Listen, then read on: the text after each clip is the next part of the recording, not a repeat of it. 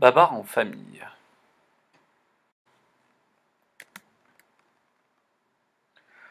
Oh, toi, vieil ami, compagnon des bons et des mauvais jours, dit un matin Babar à Cornelius. Écoute la nouvelle qui fait ma joie. Céleste, ma femme, vient de m'annoncer que nous aurons bientôt un enfant. Prends sur ce tabouret ce chapeau neuf que je te donne. Emporte aussi le message que je viens d'écrire à mon peuple, et va le lire à tous les habitants de Célesteville. Après avoir félicité et remercié Babar, Cornelius va mettre son costume de cérémonie, et devant la grille du palais, il fait battre du tambour. Puis lentement, il déroule le message de son roi, et ayant mis ses lunettes, le lit à haute voix. Accourus en grand nombre, les éléphants écoutent respectueusement. Chers et fidèles sujets, ne vous effrayez pas quand vous entendrez un coup de canon. Ce ne sera pas signe que la guerre recommence, cela voudra dire simplement, dans le palais royal, un petit bébé est né, l'enfant de votre roi et de votre reine. Vous serez avertis ainsi, tous en même temps, de cet heureux événement. Vive la future mère, votre reine céleste. Babar. Voici reproduit avec exactitude le message de Babar lu par Cornelius. Maintenant, Babar essaie de lire, mais sa pensée est ailleurs. Il essaie d'écrire, mais sa pensée est ailleurs. Il pense à sa femme et au petit bébé qui va naître. Sera-t-il beau et fort? Que c'est long d'attendre ce que l'on désire. Céleste lui conseille de faire une promenade à bicyclette pour se changer les idées. Babar y consent. Après avoir roulé quelques kilomètres, il trouve un coin agréable, s'arrête et, s'asseyant dans l'herbe, regarde le panorama. Célesteville, le Fort Saint-Jean. C'est de là, se dit-il, que partira le coup de canon. Juste à ce moment, boum! Babar entend le coup de canon. Ça y est, pense-t-il. Quel malheur, j'ai manqué l'arrivée. Et aussitôt, il enfourche sa bicyclette et à toute vitesse retourne chez lui. Là-haut sur la tour, le capitaine de l'artillerie de la garde du roi surveille lui-même l'exécution des ordres qu'il vient de recevoir par téléphone. Il vient de faire tirer un premier coup à blanc. Il fait tirer un second coup, puis un troisième. Sur la terrasse promenade, les éléphants commencent à se rassembler et discutent. Le roi Babar n'avait parlé que d'un seul coup de canon. Pourquoi les artilleurs ont-ils tiré 3 coups? Cornelius lui-même n'y comprend rien. Babar arrive chez lui, tout essoufflé de sa course rapide. Lui aussi a entendu les 3 coups. Il monte 4 à 4 l'escalier et pénètre dans la chambre de Céleste. Joyeux, il embrasse tendrement sa femme qui lui sourit. Et lui montre 3 petits enfants éléphants. Tout s'explique. Un coup de canon par enfant. 3 enfants, 3 coups. Mais quelle surprise, alors qu'on attendait un bébé, d'en voir arriver 3 à la fois. La vieille dame en tient un, la nurse les 2 autres. Arthur et Zéphyr sont très excités. Babar leur a permis d'aller voir les nouveau-nés. Doucement, ils s'approchent. Oh, ce qu'il est petit, dit Zéphyr. Et gentil, ajoute Arthur, en admirant le bébé couché dans le berceau. Céleste n'avait qu'un berceau. Alors la nurse en a vite fait un autre d'un panier, d'une serviette et d'un parapluie. C'est rustique, mais les bébés sont au chaud et à l'abri. Les bébés sont maintenant installés au jardin et dorment dans une grande voiture. Babar et Céleste sont félicités par leurs amis. Presque tous apportent un cadeau. Poutifour et sa femme des fruits de leur verger. Les poules, quelques œufs. Le jardinier des fleurs. Les pâtissiers donnent un grand gâteau. Cornelius, 3 hochets d'argent. Babar et Céleste ont dû trouver 3 noms pour leur bébé. Avant la naissance, ils avaient cherché ensemble. Pomme, Pat ou Pierre? Jules, Jean ou Jacques? Alexandre? Émile? Baptiste? Alexandre n'est pas mal, mais si c'est une fille, Juliette, Virginie ou... Il faut maintenant prendre une décision pour les noms, dit Céleste à Babar. J'aimerais que notre fille s'appelle Flore. Et moi, dit Babar, pour les deux garçons, je pense que nous pourrions choisir Pomme et Alexandre. Après avoir répété Pomme, Flore et Alexandre d'un commun accord, Babar et Céleste déclarent: C'est parfait, nous garderons ces noms. Chaque semaine, le docteur Capoulos pèse les bébés sur sa grande balance. Un jour, il dit à Céleste: Oh, ma reine, les petits n'augmentent plus assez. Vous donnerez tous les jours à chacun, en plus des tétés habituels, 6 biberons de lait de vache, et dans chaque biberon, une grosse cuillère de miel. Les petits s'habituent vite au biberon. Arthur et Zéphyr aiment les regarder boire. Le plus gourmand et le plus gros, c'est Pomme, celui que tient Céleste. Il pleure toujours quand il a fini son biberon. Bien sage, Flore joue avec le hochet que Cornelius a donné. Avec sa trompe, elle le lance en l'air. Quel joli bruit cela fait! Elle le met dans sa bouche et le suce. C'est amusant. Soudain, elle ne sait comment, d'un coup, elle l'avale. Elle étouffe, devient violette, et sa trompe tremble. Céleste accourt. Elle la saisit et la secoue, la tête en bas. Le hochet ne sort pas. Heureusement, Zéphyr, avec sa main, le retire. Flore est sauvée, mais elle pleure très fort. Sa maman la console.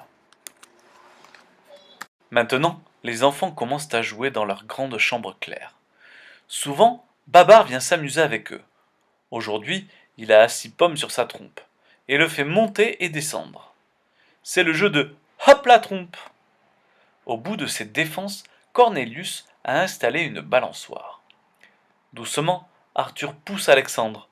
Les garçons ont su marcher avant leur sœur, mais Flore apprendra vite. Déjà, elle se lance toute seule. Quand les enfants sont habillés, la nurse les amène à la promenade dans leur grande voiture. Ils sont encore trop petits pour marcher longtemps. Un jour, la nurse dit à Arthur: Il fait plus froid que je ne pensais. La maison n'est pas loin. J'aurais vite fait d'aller chercher des tricots, pour que les bébés ne s'enrhument pas. Veux-tu les garder jusqu'à mon retour? Tout fier, Arthur pousse la voiture. 20 mètres en avant, 20 mètres en arrière. Il fait bien attention, il évite les cailloux. Tout à coup, il entend les soldats. Lâche la poignée et se retourne pour les regarder. La route est un peu en pente à cet endroit. Doucement, la voiture se met à rouler, toute seule. Pomme, Flore et Alexandre trouvent cela drôle et rient. Mais Arthur est effrayé et court après. La pente est de plus en plus raide. La voiture va de plus en plus vite. Les enfants commencent à avoir peur.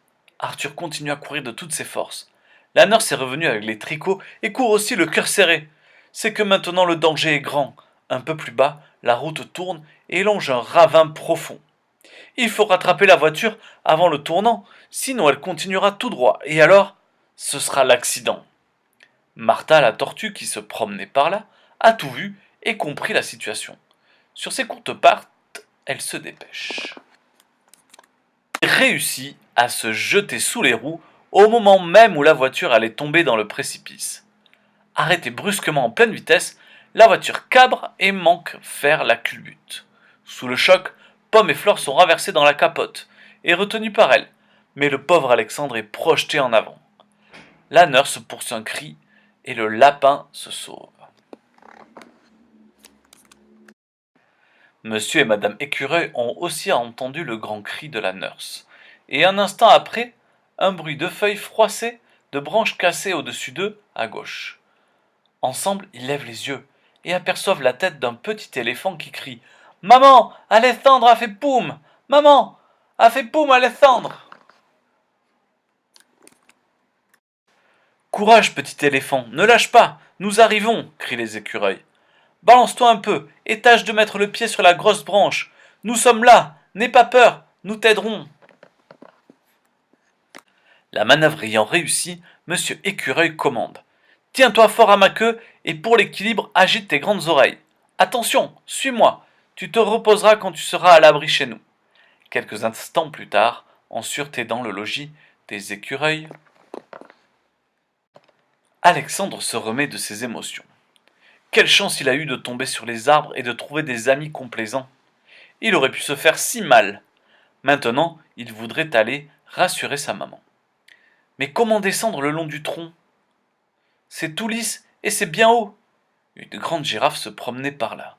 Et voyant son embarras, elle lui dit: Petit éléphant, je vais mettre ma tête tout contre la branche. Tu vas t'asseoir entre mes oreilles et te cramponner à mes cornes. Je connais tes parents et vais te reconduire chez eux. Tout content, Alexandre dit au revoir aux écureuils en les remerciant, s'installe et part. La girafe marche doucement. J'aime tout de même mieux ma voiture, pense Alexandre. Prévenu de l'accident par la nurse, Babar et Céleste accourent déjà. Quel plaisir de se retrouver. Arthur aussi est bien content. Quelques mois plus tard, Babar décide de faire un pique-nique. Il fait beau, la famille est joyeuse. Cornelius a chaud, mais sue avec entrain. Affamés, fatigués, c'est avec satisfaction qu'ils font un délicieux déjeuner. Après le repas, Céleste range. Babar va pêcher dans la rivière voisine. Couché à l'ombre, Cornelius s'endort. Alexandre en profite pour se glisser sous le chapeau melon et marcher à petits pas. Quelle drôle de tortue, dit Pomme. En jouant, ils sont arrivés au bord de la rivière. Et alors, Alexandre a une autre idée. Il met le chapeau dans l'eau. Beau bateau, dit-il, et il monte dedans. Ça flotte, c'est magnifique. Mais voilà que le courant se fait sentir et éloigne le chapeau de la rive. Alexandre est enchanté de cette promenade. Pomme et Flore commencent à être inquiets. Comment rattraper le chapeau? Flore, en pleurant, va vite chercher sa maman qui justement se demandait: Où donc sont les enfants? Pomme court le long de la rive et appelle: Alexandre, reviens! Gentil canard, ramenez mon frère, s'il vous plaît!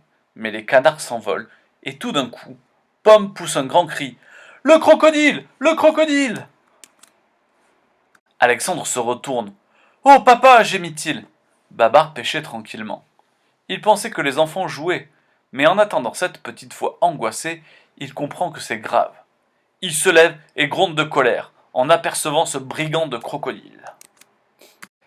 3 secondes pour agir et pas de fusil. La situation semble désespérée. Babar, sans hésiter, saisit l'ancre du bateau et l'envoie violemment dans la gueule du monstre.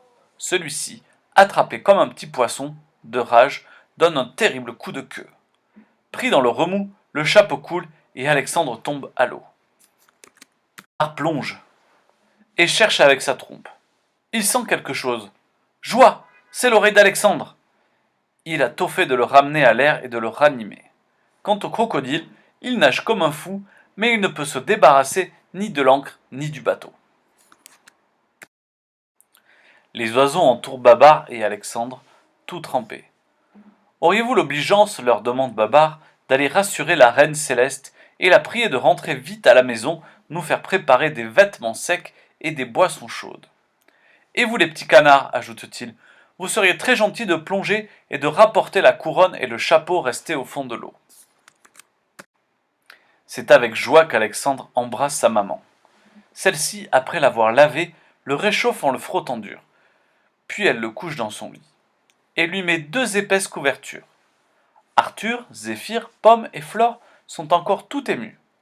Le grand flamand rapporte la couronne et le chapeau de Cornelius. Oh, merci, dit Babar. Le chapeau est un peu ramolli et déformé, mais Cornelius sera content, car c'est un vieux souvenir.